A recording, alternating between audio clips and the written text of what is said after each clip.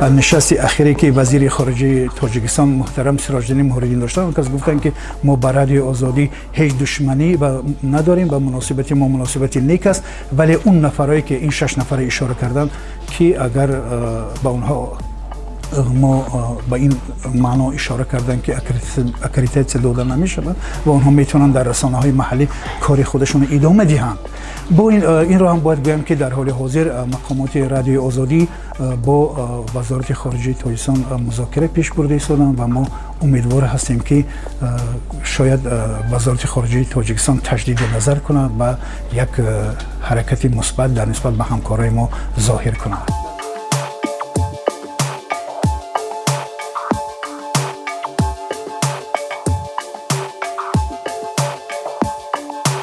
نبودن اونها حتما احساس میشد، زیرا ببینید که در ولایت ختون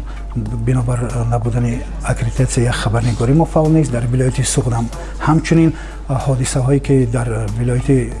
سوغد خصوصا در منطقه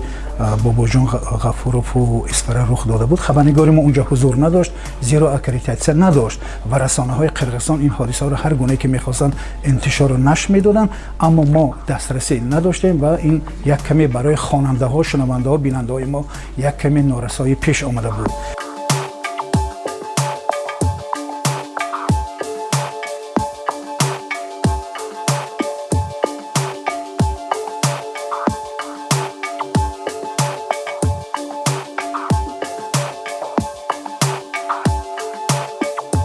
Существование иностранных СМИ в Таджикистане – это есть некая альтернатива, когда люди могут получать информацию не только от своих медиа, а также от иностранных медиа.